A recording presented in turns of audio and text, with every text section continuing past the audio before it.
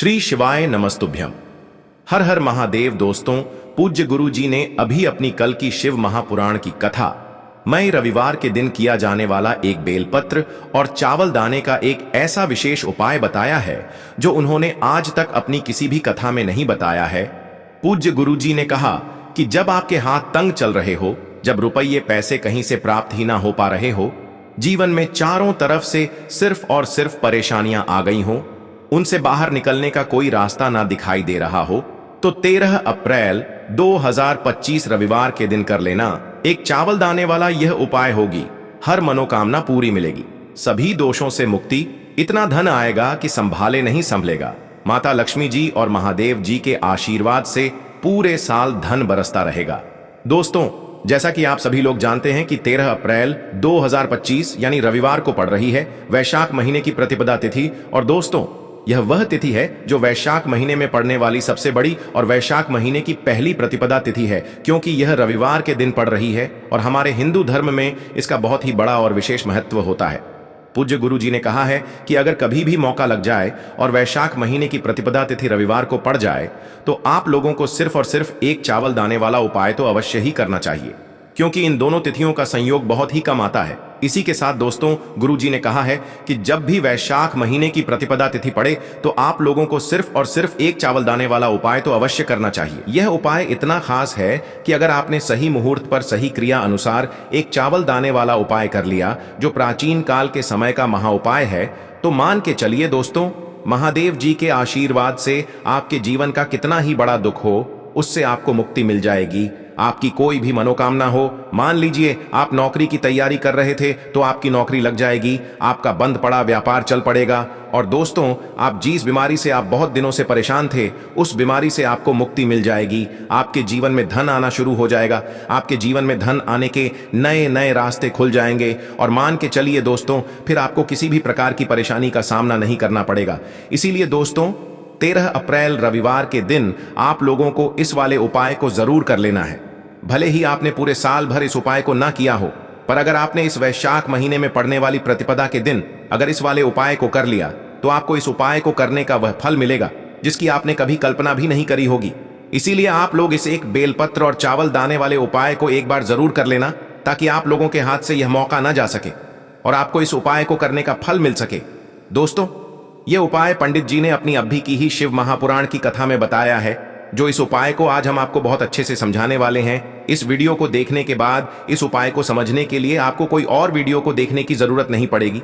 तो दोस्तों, इस उपाय को आपको कैसे करना है, कब करना है, कहां पर करना है और उपाय को करते समय आपको किन किन गलतियों को नहीं करना है और आपको किन किन बातों का ध्यान रखना है, ये सारी जानकारी हम आपको इस वीडियो में देंगे। तो चलिए भक्तों, उपायों को शुरू करते हैं। अगर आप भी चाहते हैं कि महादेव जी का आशीर्वाद आप पर सदैव बना रहे तो वीडियो को लाइक करें, चैनल को सब्सक्राइब करें और कमेंट बॉक्स में हर हर महादेव जरूर लिखें। और अपने फायदे के लिए, गरीबी दूर करने के लिए इस वीडियो को पूरा देख कर जाना। यदि आज आपने वीडियो को बीच बीच में से देखा, काट काट कर देखा, तो जीवन में आपको कभी सफलता हासिल भी नहीं होगी। देखिए दोस्तों, यह 13 अप्रैल रविवार प्रतिपदा का दिन यह इतना खास होता है, इतना महत्वपूर्ण होता है। देखा गया है कभी कभी बड़े बड़े पूजा पाठ अनुष्ठान से जो मनोकामना पूर्ण नहीं होते, वह 13 अप्रैल रविवार के दिन एक छोटे से उपाय करने से ही आपकी मनोकामना पूर्ण हो जाती है। अब हम समझते हैं इस वाले उपाय को हमें करना किस समय है।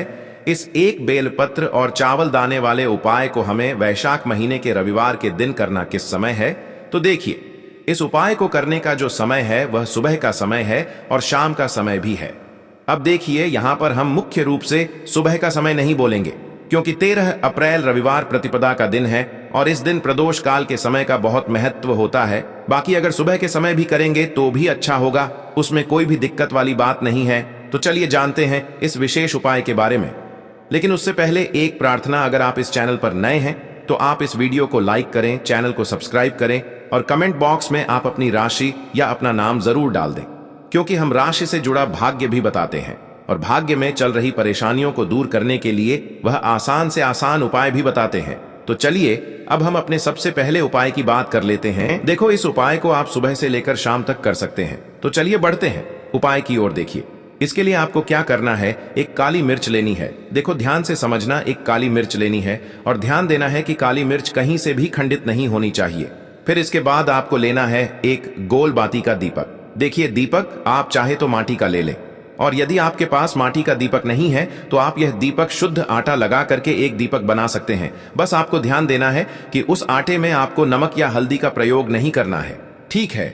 तो आप एक बढ़िया सा दीपक बना लें और उस दीपक में गोल बाती लगा करके उस दीपक में आपको घी भरना है।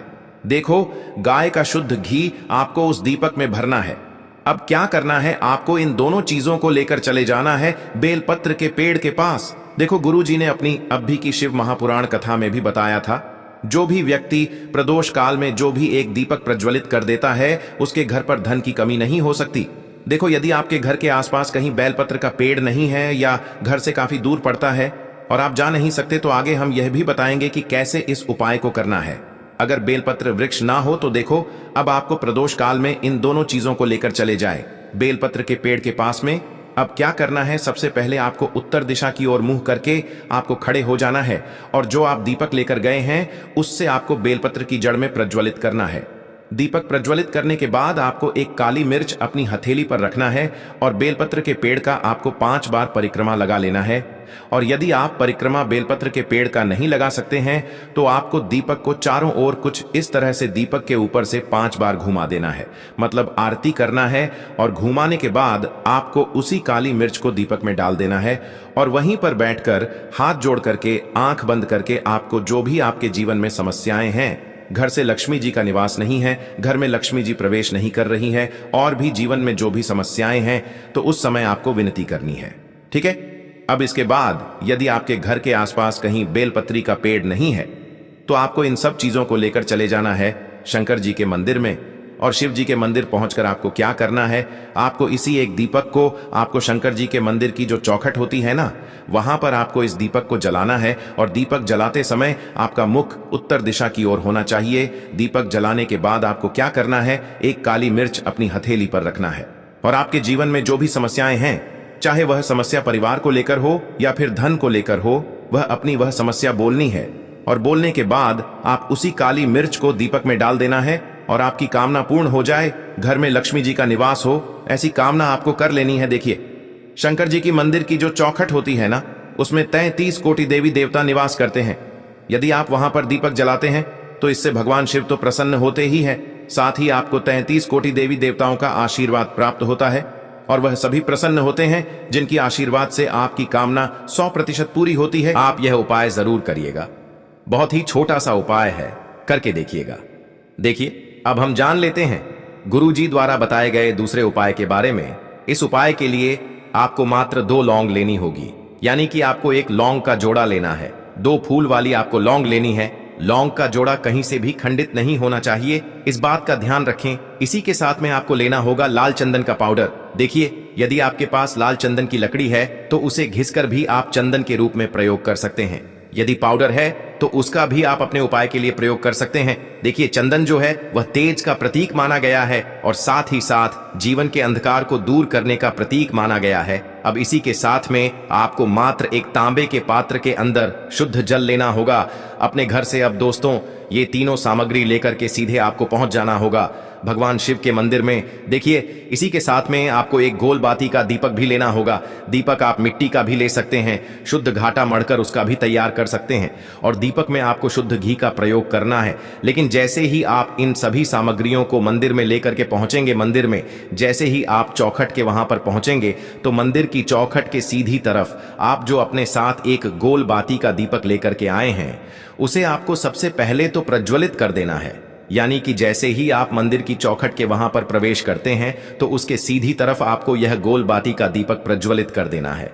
अब देखिए, जैसे ही आप यह दीपक प्रज्वलित करेंगे तो आपकी जो भी मनोकामना है उससे आपको बोल देना है। आप इस दीपक को इस प्रकार से प्रज्वलित करने के बाद इन सभी सामग्रियों को आपको शिवलिंग के पास में लेकर पहुंच जाना है। अब देखिए दोस्तों, आपके पास जो एक तांबे के पात्र के अंदर शुद्ध जल है, उसमें से आपको केवल आधा लोटा जल ही भगवान शिव के शिवलिंग पर अर्पित करना है।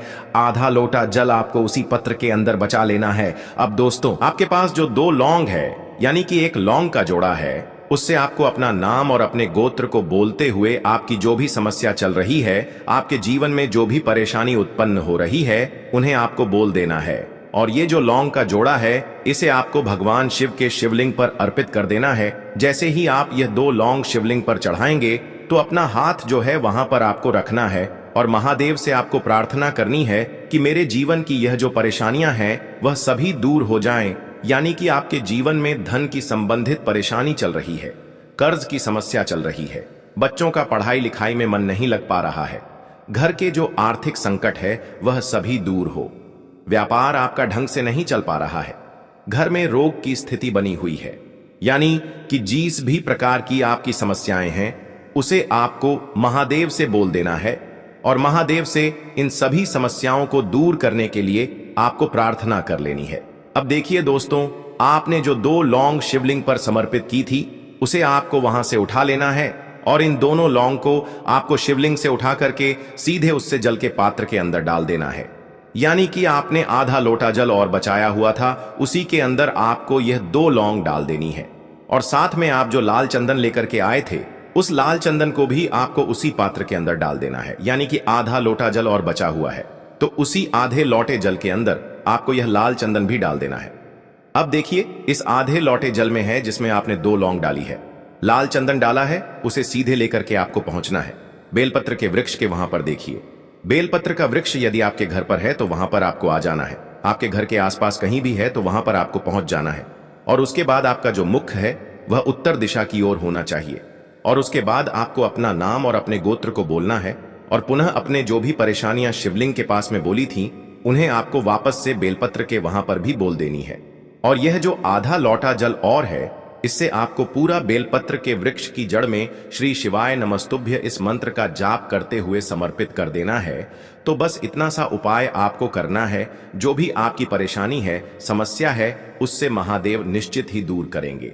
अब दोस्तों, हम जान लेते हैं तीसरे चमत्कारी और विशेष उपाय के बारे में। देखिए, यह उपाय बहुत ही चमत्कारी है क्योंकि इस उपाय से आपके जीवन में तेज की वृद्धि होगी, यानी कि जीवन से जितना भी अंधकार है वह सभी दूर होगा। तो इस उपाय के लिए आपको मात्र एक गुड़ का टुकड़ा लेना है। गुड़ का टुकड़ा आपके जीवन में तेज की वृद्धि करता है और साथ ही साथ आपके जीवन से जो अंधकार है उसे दूर करता है। इसी के साथ में आपको एक चावल दाना यानी कि अक्षत का दाना लेना है। यह चावल का दाना आपके जीवन में सुख शांति को लेकर के आता है, आपके जीवन में धन की जितनी भी परेशानियां हैं उन्हें समाप्त करता है। इसी के साथ में आपको मात्र एक हरा मूंग लेना है। हरा मूंग जो है वह बुध ग्रह को प्रसन्न करता है। देखिए, हरे मूंग का उपाय करने से बुध ग्रह मजबूत होता है और बुध ग्रह के मजबूत होने से बुद्धि, ज्ञान और विवेक की प्राप्ति होती है। तो ये तीनों ही सामग्री आपको एक एक लेनी है, यानी कि एक गुड़ का टुकड़ा, एक चावल का दाना, एक हरा मूंग आपको लेना है। देखिए, हरा मूंग का दाना और चावल का जो दाना है वह आपको सबूत लेना है, खंडित नहीं होना चाहिए। और इसी के साथ में आपको मात्र एक तांबे के पात्र के अंदर अपने घर से शुद्ध जल ले लेना है। देखिए, अब इन सभी सामग्रियों को लेकर के सीधे आपको पहुंच जाना है भगवान शिव के मंदिर में। आप यह उपाय सुबह से लेकर शाम तक किसी भी समय कर सकते हैं, लेकिन रविवार के दिन ही आपको इस उपाय को करना है। तो सबसे पहले तो ये जो एक गुड़ का टुकड़ा है, एक चावल का दाना है और एक हरा मूंग का दाना है, उन तीनों को आपको उस जल के पात्र के अंदर डाल देना है। लेकिन ये जो उपाय है आपके जीवन की सारी परेशानियों को दूर करने के लिए होता है, लेकिन विशेष मनोकामना तीनों सामग्रियों से ही आपकी परिपूर्ण हो जाती है। देखिए, यदि आपके जीवन तेज होगा तो सभी आपसे वार्तालाप करेंगे, सभी आपसे बात करेंगे और आपका जो मान सम्मान है वह बढ़ता है। और चावल का जो दाना है वह धन में वृद्धि करता है, मन की शांति के लिए होता है। और हरा मूंग जो है वह बुद्धि, ज्ञान और विवेक की प्राप्ति के लिए होता है। अब देखिए, यह जो एक पात्र है, इससे आपको भगवान शिव के शिवलिंग पर धीरे धीरे अर्पित कर देना है। श्री शिवाय नमस्तुभ्यम इस मंत्र का जाप करते हुए और तुम्रुकेश्वर महादेव का मन में स्मरण करते हुए। लेकिन तुम्रुकेश्वर महादेव का स्मरण करने से यह जो उपाय है और अधिक प्रभावशाली हो जाता है। तो तुम्रुकेश्वर महादेव का स्मरण करते हुए यह उपाय करने से आपके जीवन में जो भी अशांति है वह सभी दूर हो जाएगी। तो इस प्रकार से आपको यह सुंदर सा उपाय कर लेना है। इसके बाद बात करते हैं तीसरे उपाय की। देखो, ये उपाय बहुत ही अचूक उपाय है जो आपको करना है। देखो, इस उपाय के लिए आपको 2 दीपक लेने हैं। देखो, दोनों दीपक आपको मिट्टी के दीपक लेने हैं। उसके बाद आपको दोनों दीपक को प्रज्वलित करने के लिए आपको लंबी बाती लेनी है और ये दीपक घी और सरसों के तेल से दीपक प्रज्वलित करने हैं। यह सब लेने के बाद आपको लेना है एक कटोरी में कच्चा दूध थोड़ा सा लेना है। उसके बाद आपको लेना है एक लोटा जल। देखो, गुरु जी ने इस उपाय के लिए बताया है कि यह उपाय आपको प्रदोष काल में करना है। कहते हैं कि बेलपत्र के वृक्ष में प्रदोष काल के समय में महादेव वास करते हैं। उस समय हम कोई भी उपाय करते हैं तो उसका फल हमें अवश्य मिलता है। देखो, अब ये सब सामग्री लेकर आपको प्रदोष काल में चले जाना है बेलपत्र के वृक्ष के वहां पर। देखो, वहां पहुंच जाने के बाद आपको सबसे पहले बेलपत्र की जड़ में सबसे पहले वह दूध जो आप लाए हैं उसे समर्पित कर देना है। उसके बाद आपको जो एक लोटा जल जो आप लाए हैं वह आपको धीरे धीरे बेलपत्र की जड़ में समर्पित कर देना है। उसके बाद आप जो दीपक लाए हो, दोनों दीपक को आपको बेलपत्र की जड़ में बेलपत्र की तरफ मुंह करके बाती का आपको एक दीपक घी का और एक दीपक तेल का प्रज्वलित कर देना है और आपकी जो भी मनोकामनाएं हैं वो महादेव को बोलना है। देखो, गुरु जी ने कहा रविवार के दिन पर बेलपत्र की जड़ में दीपक प्रज्वलित कर देता है, महादेव उसकी सभी मनोकामना पूरी कर देते हैं। देखिए दोस्तों, आज के इस वीडियो में रविवार के दिन किए जाने वाले 3 बहुत ही सुंदर से उपाय बताए हैं जो आपको करने हैं। अगर आपको हमारी ये वीडियो पसंद आई हो तो हमारे इस वीडियो को लाइक करें और कमेंट बॉक्स में लिखे हर हर महादेव, जय मां लक्ष्मी। के लिए आपको लेना है 11 चावल के दाने। गुरु जी ने कहा है चावल के दाने खंडित नहीं लेने हैं, बिल्कुल साबुत होने चाहिए। उसके साथ में आपको लेना है एक बेलपत्र। बेलपत्र का भी एक नियम है, अगर आपके पास बेलपत्र नहीं है तो आप शिवलिंग से उठाकर उसको पुनः शुद्ध जल से धोकर इस्तेमाल कर सकते हैं। इस प्रकार आपको बेलपत्र लेना है। इसके बाद आपको एक लोटा जल लेना है। अब ये सब सामग्री लेकर आपको जाना है महादेव के मंदिर में। देखो, अब आपको उत्तर साइड में खड़े हो जाना है और सबसे पहले आपको एक बेलपत्र अपने हाथ पर और 11 चावल दाने रखकर शिवलिंग के ऊपर अपना नाम और गोत्र बोलते हुए समर्पित कर देना है और ओम नमः शिवाय श्री शिवाय नमस्तुभ्यं का लगातार जाप करना है। अब आपको जो एक लोटा जल साथ में लेकर आए थे उसे धीरे धीरे बेलपत्र और चावल दाने के ठीक ऊपर आपको समर्पित करते जाना है और शिव पुराण के मूल मंत्र श्री शिवाय नमस्तुभ्यं का 11 बार जाप करना है और अपनी मनोकामना बोलते जाना है। देखो, बस छोटा सा उपाय करना है, देखना एक दिन आपके सब काम बनने लग जाएंगे। गुरु जी का बहुत ही विशेष उपाय है। चलते हैं तीसरे उपाय की तरफ। देखो, इस उपाय के लिए आपको लेना है एक गोल बाती का दीपक। आप चाहें तो मिट्टी का ले सकते हैं या फिर घर से शुद्ध आटा मढ़कर उसका दीपक आप तैयार कर सकते हैं। इसके बाद आपको लेना है शुद्ध गाय का घी। अगर वो नहीं है तो कोई भी देसी घी इस्तेमाल कर सकते हैं जिससे आपको दीपक प्रज्वलित करना है। देखो, अब ये सब सामग्री लेकर आपको जाना है प्रदोष काल में आपके घर पर तुलसी जी के घेरे के पास में। देखो, ये उपाय तो आपको अवश्य करना है। देखो, वहां पहुंचकर सबसे पहले वो दीपक आपको प्रज्वलित कर देना है और ओम नमो भगवते वासुदेवाय नमः का 11 बार जाप करना है। उसके बाद आपको अपने सीधे हाथ में थोड़ी हल्दी लेकर उस दीपक में अपना नाम और गोत्र बोलते हुए डाल देना है। उसके बाद माता लक्ष्मी से आपको प्रार्थना करना है कि हे महालक्ष्मी, हमारी सभी दुख तकलीफों को दूर करो। हे महादेव, हमारे सब दुख कष्टों को खत्म करो। इस भावना से आपको ये उपाय करना